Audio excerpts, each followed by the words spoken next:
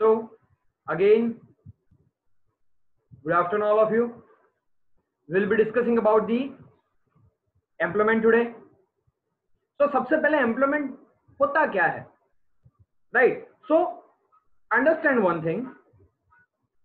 Employment हम normal sense में job बोलते हैं, कोई बंदा किसी के वहां पर काम करता है उसको हम एम्प्लॉयमेंट कहते हैं, सही बात है.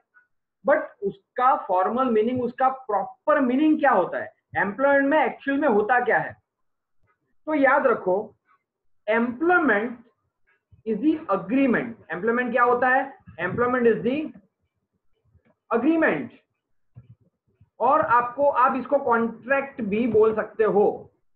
एम्प्लॉयमेंट इज द अग्रीमेंट, या तो आप इसको कॉन्ट्रैक्ट, वैसे कॉन्ट्रैक्ट और अग्रीमेंट दोनों चीजें सेम होती है, बट बेसिक अंडरस्टैंडिंग के लिए अग्रीमेंट या तो कॉन्ट्रैक्ट आप ध्यान में रखो. So employment is the agreement.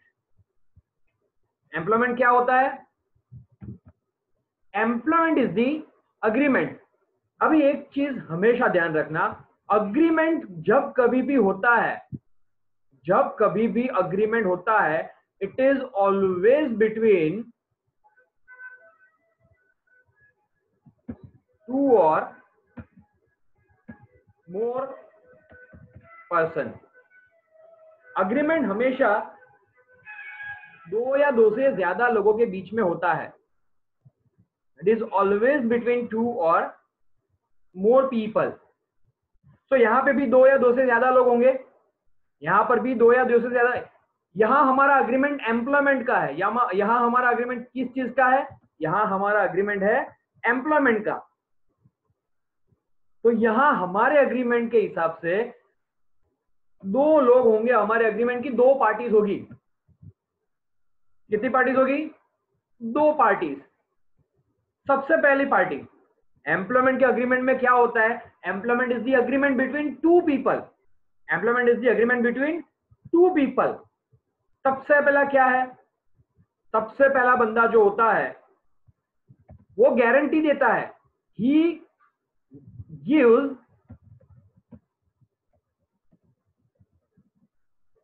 one is giving guarantee to whom? To the second person. To whom? One is giving guarantee to second. मतलब कि one is giving guarantee to other. One is giving guarantee to other. हमारे यहाँ पे दो parties है. ये दो parties में से सबसे पहली पार्टी दूसरी पार्टी को गारंटी देती है, और ये दूसरी पार्टी भी फर्स्ट पार्टी को सामने कुछ कमिटमेंट या गारंटी देती है. मतलब कि दोनों एक दूसरे को गारंटी देते हैं. दोनों एक दूसरे को गारंटी देते हैं. सबसे पहले मैं क्या समझाना चाह रहा हूं, आप लोग समझो, बाद में अच्छी तरीके से और इजी वे में समझाऊंगा. पहले एक्चुअल इसका फ्रेमवर्क क्या है वो समझो, right? Employment is the agreement between two parties. ऐसा एग्रीमेंट है जहां पे दोनों एक दूसरे को कुछ ना कुछ गारंटी देते हैं, दोनों एक दूसरे को कुछ ना कुछ कमिटमेंट देते हैं. So one is giving guarantee to other. First is giving guarantee to other. किस चीज की गारंटी देता है? He is giving guarantee, first person is giving guarantee to other person that he will provide three kind of services or any of these three. He will provide intellectual, manual, या तो physical services. यहां पे सबसे पहला जो है, सबसे पहला बंदा दूसरे को गारंटी देता है कि भाई मैं तुझे intellectual, one is giving guarantee to other कि मैं तुझे इंटेलेक्चुअल, उसी के साथ साथ या तो फिर मैन्युअल या तो फिर फिजिकल सर्विसेज प्रोवाइड करूंगा. तब जाके दूसरा बंदा क्या बोलेगा? दूसरा जो ये बंदा है वो गारंटी देता है पहले को कि ओके, अगर तू मुझे इंटेलेक्चुअल, मैन्युअल या तो फिर फिजिकल सर्विसेज प्रोवाइड करता है, then I will guarantee you the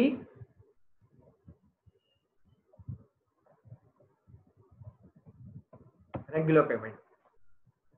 देखो यहां पे दो लोग हो गए, पहला बंदा दूसरे को गारंटी दे रहा है, यहां पर पहला बंदा दूसरे को गारंटी दे रहा है कि भाई मैं तेरे लिए काम करूंगा, तुझे मेरे इंटेलेक्चुअल मैन्युअल और फिजिकल सर्विसेज दूंगा। और दूसरा जो बंदा है, दूसरा बंदा क्या कहता है, दूसरा बंदा ये कहता है कि ओके अगर तू मुझे तेरे इंटेलेक्चुअल मैन्युअल और फिजिकल सर्विसेज देगा तो उसके बदले में मैं तुझे पेमेंट दूंगा।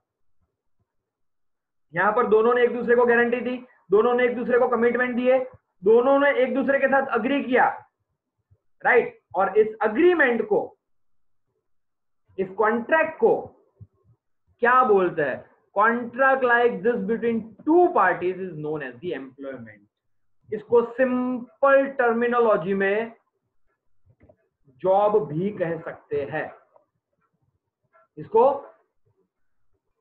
सादी और सरल भाषा में जॉब भी कह सकते हैं।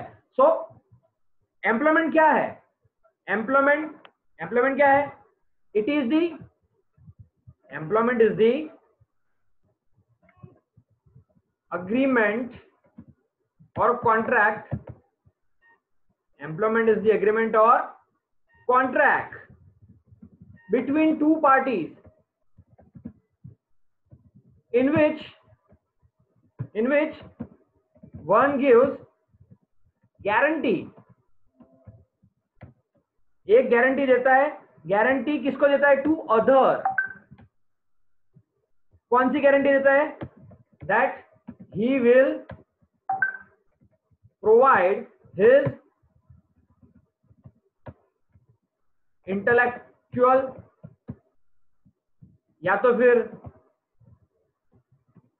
मैन्युअल या तो फिर physical services, and the other gives guarantee to first person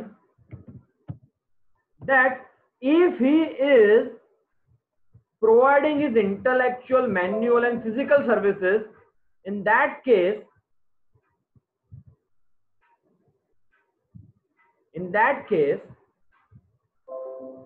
he will pay salary or wages or monetary returns. The contract like this is known as the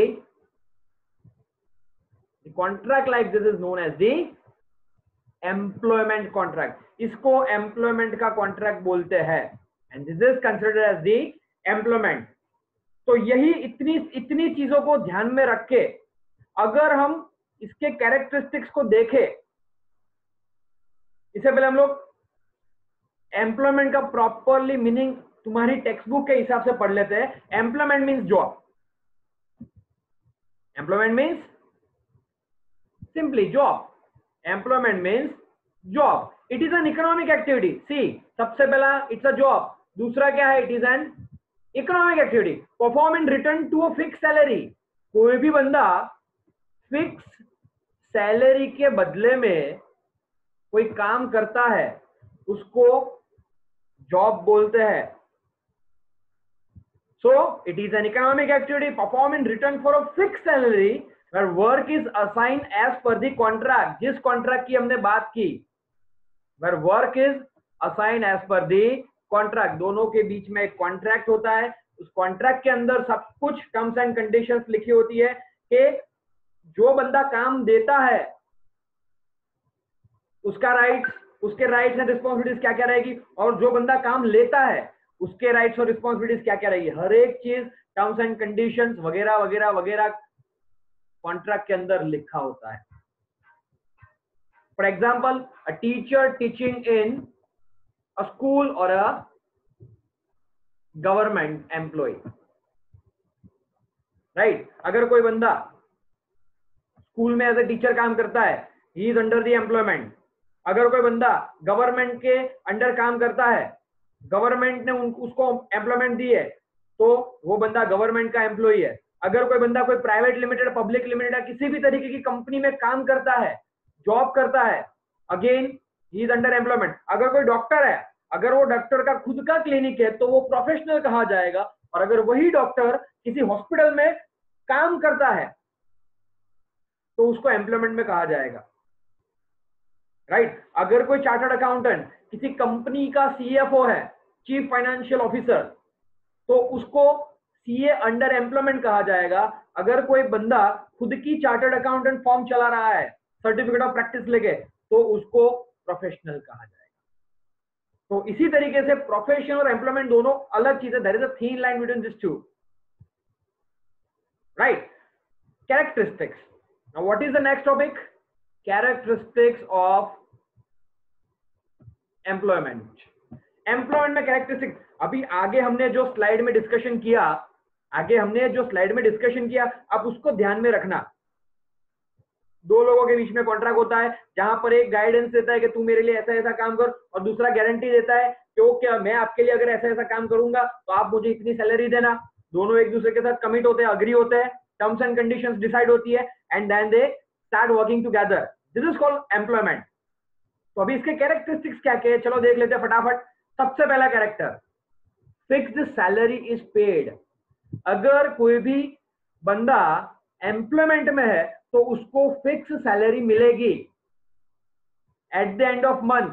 मान लो कि एक महीने का काम खत्म हो गया तो नेक्स्ट वीक में प्रोबेबली बहुत सारी कंपनी में 7 तारीख तक सैलरी मिल जाती है। बहुत सारी कंपनी की पॉलिसी अलग होती है, 10 तारीख तक भी देती है, और बहुत सारी कंपनी ऐसी होती है जो मंथ के लास्ट दिन में भी सैलरी कर देती है। तो हर एक कंपनी की खुद की पॉलिसी होती है, बट कॉमन क्या है, सैलरी पहले से फिक्स होती है।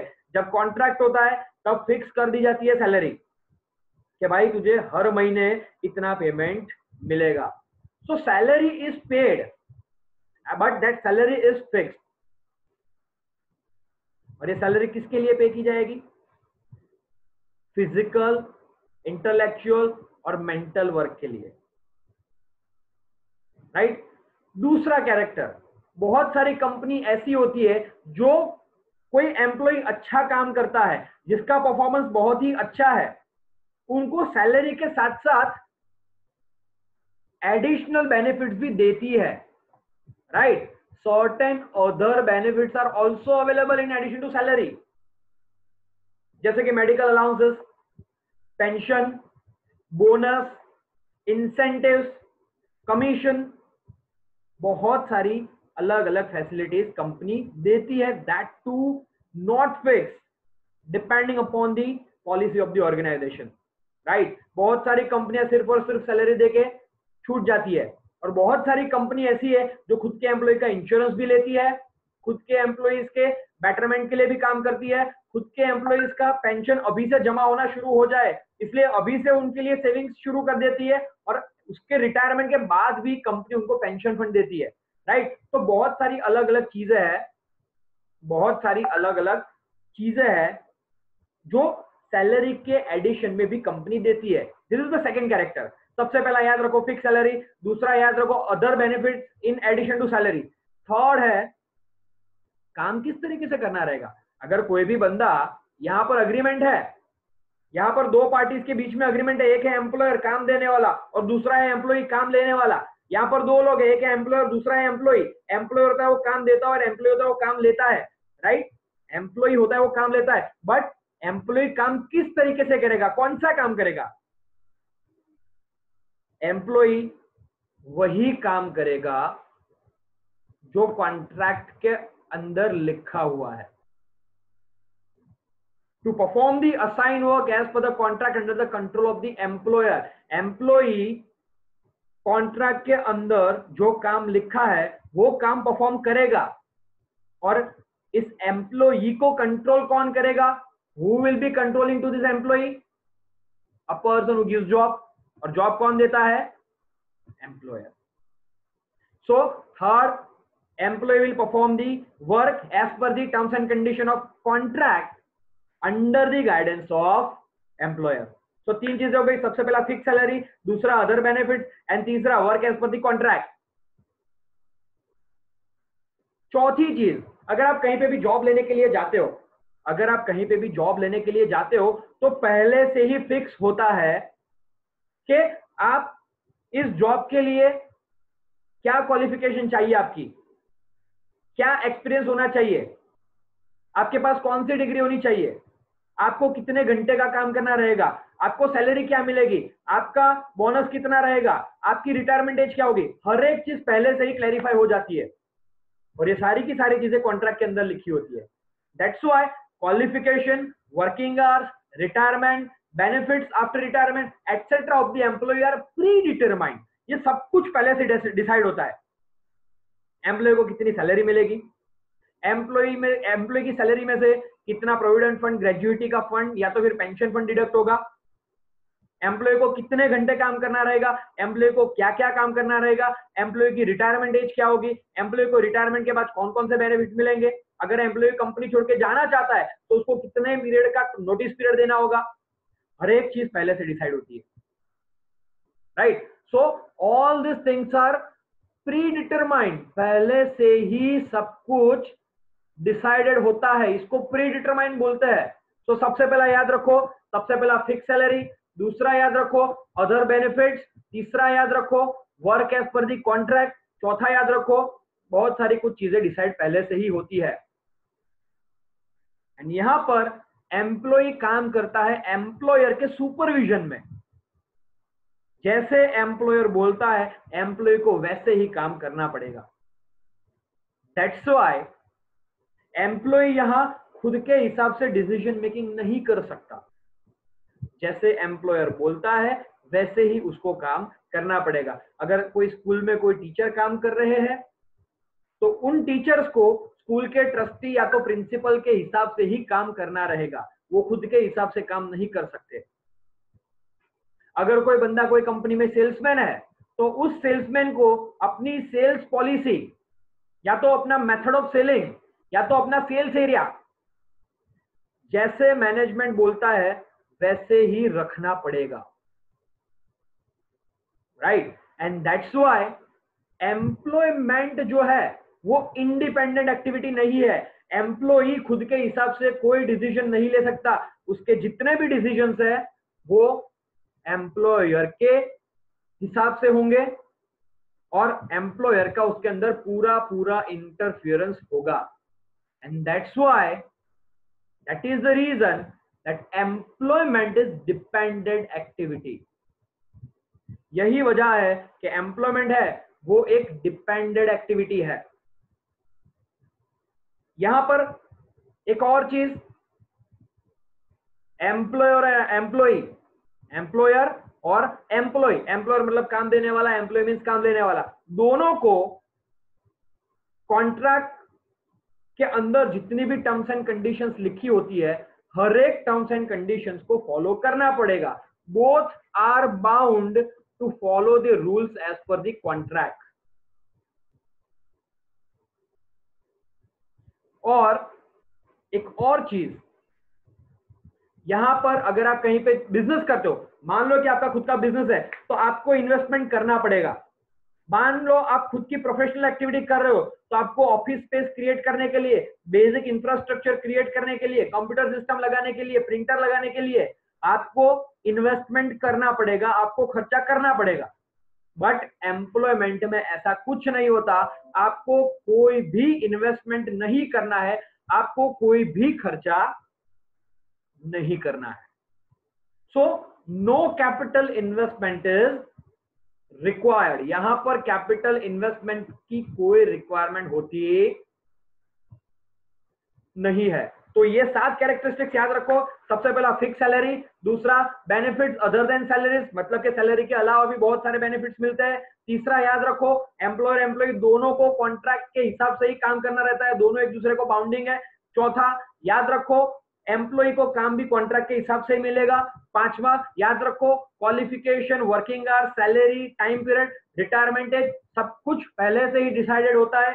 छठा याद रखो it is the dependent activity, and last, seventh is that here employee is not required to do any kind of investment. Employee को कोई इन्वेस्टमेंट करना पड़ेगा नहीं, राइट। तो ये 7 चीजें हैं जो यहां पर परफॉर्म की जाती है। I hope you are clear with this topic now.